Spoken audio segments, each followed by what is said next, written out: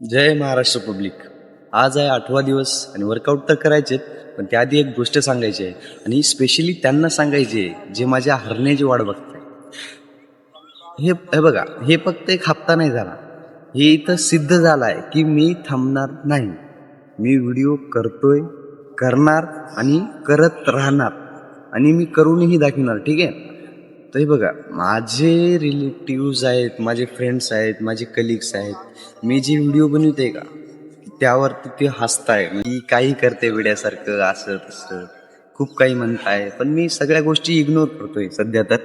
पण त्यांना एक स्पेशल मेसेज द्यायचा आहे की बाबा, ही फक्त एक सुरुवात आहे. ठीक आहे.